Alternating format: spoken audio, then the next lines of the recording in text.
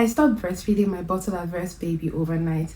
No gradual weaning, no long lead up, just done. And definitely my body reacted. So did my baby. In this video, I'll be sharing the physical changes that happen, how my baby adjusted to taking bottles, the emotional roller coaster of the changing bond between a breastfed baby and mom. All of this will be mixed with my insights as a doctor and a mom. So if you're interested in finding out more about that, let's hop right to it. Hello guys, if you're new here, welcome, and if you're a returning subscriber, thank you. My name's Ayo and I'm a GP trainee currently working in the UK, and on this channel I share a lot about my own insights as a doctor while navigating motherhood. So like I said, we're going to be talking about how I stopped weaning gradually and just went cold turkey, and how that really impacted on myself and my baby. So first off, why exactly did I decide to go cold turkey? If you met me in the clinic, I'll probably advise you to go gradual, and honestly that's the best advice for yourself, for your baby, both of the bodies that are adjusting to this new thing, and also for the emotional process itself. But I decided to go cold turkey, not because it was the easiest route, because you'll find out it's physically draining, but because that was the only method that sounded like it would work. We had tried the gradual weaning, dropping a feed every day and replacing it with solid feed, and even though we were replacing it with solid feed, which he was taking, he still always fell back to breastfeeding as comfort, which most babies would, because that's what they know. He was never really bottle fed for long, so that's kept him away from the bottles, and he stopped the pacifier around 4 months. So thinking about everything, he actually didn't know a bottle, so had no reasons to be inclined towards bottles. So looking at the whole picture, I was just thinking, he's not responding to the fact that we drop a meal and we're replacing it with solids. He's not responding by reducing his milk intake. That comfort need is still there. So the only way that would really make sense would be to stop it. But stopping it all of a sudden, how is that going to affect him? And even on a kind of more intense level, how is that going to affect me? Because this milk is being produced every day, and I've seen what it's like when I even miss a single feed, how it gets engorged, how painful it can be. So what's going to happen when I decide to just go cold turkey all of a sudden? So I went into a deep dive, read a lot of stuff, watched a lot of videos, and a lot of it was really discouraging, because it was like, oh, there's mastitis, there's severe breast engorgement, there's probably the risk of having a breast abscess if not managed well. And you know what, I was like, I'm a doctor, I'm a mom, I'm gonna experiment on this by myself. And I feel like because I am free at this time, I'm not working, I should be able to offer my baby all the support that he needs to go through this process, knowing that it's for his good, so that when he goes to nursery, I'm not worried whether he's eating enough, because I know that he can take milk from anyone. As far as you just give him a bottle, or you present it to him in the way that he knows, he's going to take it. And at the same time, I know that he's also kind of well established on solid food, so that's not a worry in my head, which I know is a legitimate worry most moms have when sending their children to nursery. I honestly didn't plan that day was going to be the day, but I just woke up that day and I was convinced that, you know what, enough talk, enough reading, just do it. And that was it. And I felt like I didn't have that opportunity to know, oh, this is the last breastfeed that we're going to do. I didn't really get that closure I wanted. So I think maybe sometimes, if you have the opportunity, planning some of these things give you that closure, and then you can actually proceed with confidence, knowing that, you know what, we've enjoyed this period, we've gained closure, and we're moving forward. It might sound silly, but it's actually a legitimate thing. You've been breastfeeding this baby for such a long time. That's come to be your own time with the baby, your own unique bond with the baby. And being able to wrap up that chapter, I think wrapping it up properly will give you the confidence you need going forward. Once I started, the first few feeds we missed, it was just the regular engorgement, nothing big, just cold compress. I put my hydrogels in the fridge, so whenever I use the set, I put another one in, so I was always topped up on that cool compress within my bra. And honestly, I just made sure that entire week I was at home. I think I only went out 1 or 2 times, but I just didn't want to put myself on that intense pressure. So the next morning, this is maybe 24 hours after I had started the process, I woke up, and it was I woke up to rocks on my chest. It was so engorged, so lumpy, so tender. and it literally felt like it was engorged all through the gland. So right from the base of the gland all the way through to the duct, like I felt like it was fully engorged, like it was looking for a place to go. And at some point it that actually started like overflowing, like you know when you start having letdown, it literally started happening like that. And it was at that point I knew that I needed to add something else to doing just the cold compress. So I started taking some medication like ibuprofen. It was going to help to soothe the pain and also to combat whatsoever kind of inflammation could be brewing, so that I don't end up finding myself along the other side, on the other side of breast engorgement, which is like mastitis, and even worse than that, a breast abscess if it gets infected. Yeah, so with that I added on the warm compress, and the warm compress was usually in the bath. I didn't like put warm material on the breast. I don't think that's something that's recommended. It's better that you actually just go into the shower and using your hands you massage particularly the lumpy parts of the breast. You massage those parts down, allowing it to actually be expressed. So what happens at the end of the day is that you've not expressed so much as to constitute a single feed, but you've expressed to gain comfort, you've expressed to reduce the lumpiness. That's what you're going for. So I usually did that in the morning and in the evening sometimes, so that I felt that kind of like ease, and that kind of also helped with my back muscles, because at this point, think about it, there's like lumpy engorgement going on the breast, so that strains your back muscles, strains your neck muscles. So these are some of the things that the anti-inflammatory is helping with. But apart from that, when you do the warm compress, it reduces that pressure, it reduces the strain, and so your back muscles can also get some respite as well. To support your back muscles as well, like a good thing would be to get firm fitted bras. Wearing a firm fitted bra that's loose enough to allow for just some ease when there's extra engorgement, that would actually do you some good. So this was what happened for like a week. I wouldn't say there was a reduction during that first week. Honestly, it just felt like it was getting worse and worse. But it just felt like it was getting worse and worse. I remember telling my friend, like, I don't know if this is going to get better, I don't know if this is going to work out. But the good thing was that I felt like on the 6th day it had plateaued, so it wasn't going any more like engorged. It just seemed like it was becoming a bit lumpy, and every time I had expressed with the warm compress, the lumps reduced and things like that. And I also noticed by the 6th day it wasn't getting engorged all the way to the nipple area, at the nipple areola area where it would usually. It seemed like it was staying more at the base of the gland. So I felt like at that point the body had started to respond to the excessive production by reducing the amount of milk produced. And thankfully by the 10th day I just noticed like it started to shrink back to its regular size, and subsequently obviously the pain went away, the lumpiness went away, the letdown went away, and it all resolved. So within 2 weeks, this is my experience, within 2 weeks going cold turkey, I had like complete recovery back to the regular size. Bear in mind that despite the fact that okay, the breasts have reduced to regular size, it doesn't mean that the milk production is going to stop. It can take months to years for the milk production to dry up.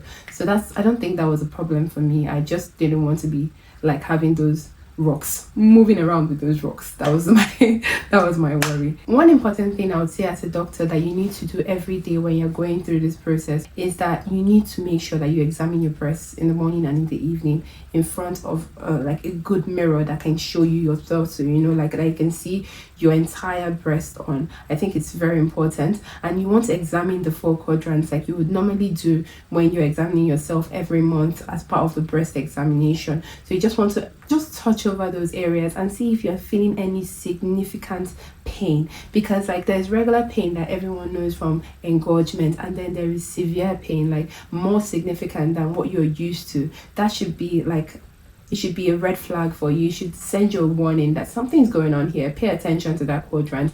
Look at the surface of the skin. Does it appear to be red? Look at the nipple area. Are there any cuts, any bruises that kind of give you an inkling to the fact that maybe something could have gotten in and caused an infection? Or did you notice that you're feeling some flu-like symptoms? You're having a fever? Those are things that you need to pay attention to, because those are red flags that could point you towards mastitis, could point you towards a a breast abscess, and you don't want to develop that in all of this, because apart from the physical point, there's like an emotional point, and all of that could just compound it. Okay, so do that every day, in the morning and in the evening, and I feel like you'll be able to raise an alarm once you notice something out of place. And I'm sure like your health visitor, your GP would be happy to examine you and just make sure that there's no problem from that point of view. So how did it work out for my baby, who is like obviously bottle averse, from what I was saying? Like cold turkey means stopping all at once. So how does he manage? Where does that comfort come from? So I kind of anticipated that there was going to be a gap, and the gap wasn't really the fact that he was going to be hungry. It was going to be that he lacked the type of comfort that he was used to. And my hope was that I was going to be able to replace that with physical affection.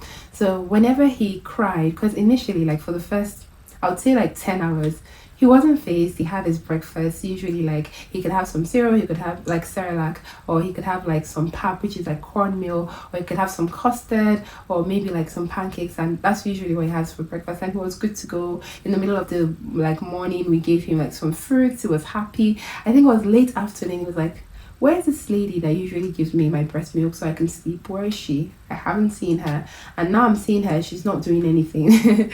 But yeah, I think at that point it was then that he realized that, okay, this lady is not giving me the breast milk voluntarily. So he then started crying, and it became a whole thing. But during that process, I just kept on hugging him. We went into a dark room with the white noise, because this was the time for his nap. So we just kept on doing that, just hugging him and patting him. And literally at some point I just had to put him on my back, tie him up, and just make sure that he was being soothed. And once he outcried himself, because at this time he's not trying to outcry me, once he outcried himself, he slept off. And he was not hungry. I knew he was not hungry, so I was reassured from that point of view. So literally that was the trend throughout the time, like we were trying to wean him. Whenever it was about time for him to sleep or he needed some comfort, he would come expecting to be breastfed, but just meet lots of cuddles, lots of kisses, lots of love. And then sometimes my husband would also take over, take care of him and things like that. So that kind of got us through that initial crying period. And I feel like it was worse at night.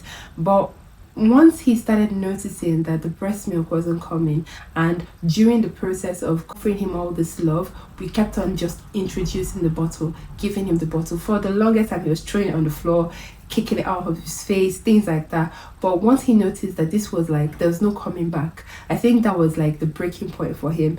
And then he just started taking the bottles. Like literally it was within the first 24 hours. I think after like, I think it was around nighttime when he noticed that the breast milk is not going to come out from anywhere. He literally just started taking the bottles. First started maybe 30 mils. It wasn't like he was really doing much, but the next day he started taking more, like maybe 3 ounces. The other day, like after that, maybe 5 ounces. Then got to a point where this was now like his regular, like this completely replaced the breast milk for him, and it was taking up to like 7 ounces per time. In fact, I remember a day he took like the real big bottle that we have, and that was like 11 ounces, and I was like, there's no going back here. And I feel like they move on very quickly is what I'm trying to say. But one thing I felt really helped him was the Philip Advent bottle, the natural response bottle. I love the bottle because it has like a round base, and in addition to that round base, the shape of the teeth is in such a way that I feel mimics the natural nipple shape. It might be longer as we would expect most times, but like it mimics like the natural broad base of most people's breasts. Apart from the broad base and the shape of the teeth, I love the fact that you only have the milk come out when you suck. So it's like a natural response to the sucking. So once the baby sucks, then you see the milk coming out. Once the baby stops, the milk stops. Because I felt like with the other ones that flowed on their own, he felt more aware that he was being fed. He was more aware like of the fact that he was being given this thing, and it wasn't like naturally I don't know, like he wasn't getting it naturally. So that was my experience with him. So I honestly felt like after I did this cold turkey weaning, like I just felt like there was a shift in our bond. I think it was just my emotional reaction, because like I said, I didn't feel like I had closure, and honestly it was just weird for me to just be there putting the bottle for him when I don't know, it felt very different. And I think for the longest time I felt like maybe I wasn't doing enough. Like, okay, I breastfed him for 9 months, but Is 9 months really enough? I was seeing like people breastfeeding their babies for like a year, 2 years. I was like, why can't I like sacrifice more of myself to do that? But I honestly didn't want to put it too late to then see that, oh, he was going to nursery unprepared, or he wasn't feeling ready, or he wasn't like in a place where he would actually thrive. So I was just like, how do I weigh this up? How are people weighing this up? And I think what I would advise anyone is just like focus on you. Because like if your baby has been breastfed for 6 months, you have done a wondrous job. So you kind of like weaning off doesn't mean that they're going to be lacking something. It would be that if they were continuously breastfed, they might have a closer bond with you, but you can find ways to actually replace it. And like playtime, we dance a lot, sing nursery rhymes a lot and things like that. Those things have like replaced that period of like very like wholesome bonding I feel like we used to have during those breastfeeding episodes. But yeah, I think that it's just important for you to have your mind in the right space, because the hormonal shift that happens with the cold turkey and with the breast engorgement and then it going away and all of that, the hormonal shift, the physical shift that happens, I feel like it's a lot already on your body. So if you don't have your mind in the right place, you can just slip into a bit of a depressive state, and I don't think that's what you're going for, because then you feel further away from your child. So if you get yourself in the right mindset before you do this, then I think that it would really really help you. And I think that that's where support has a huge role. So you could always let your doctors know, your health visitor know, if those are the people that you feel like you can rely on the most. But you could also let your family know, because I feel like it was my husband and my friends that really supported me in encouraging me, like, you know what, you're doing a good thing, it's good for you, it's good for the baby, you've done well enough, like it's time, you know it's time, we know it's time, just get to doing it. And when you want to like kind of drop the ball and be like, oh no, let's go back, they're the ones that keep you encouraged, because they don't really have as much of an emotional attachment to the situation as you have, so they're able to keep you with that air of clarity.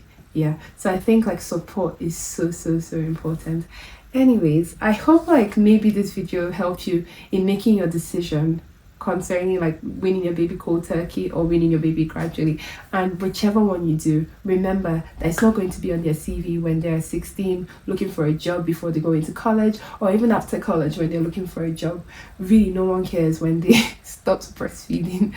No one cares whether you wean them cold turkey or you wean them gradually. They're going to grow and they're going to thrive and they're going to be amazing adults by God's grace. So don't worry too much about that. Make up your mind, stick to it, get all the support you can for yourself and for your baby.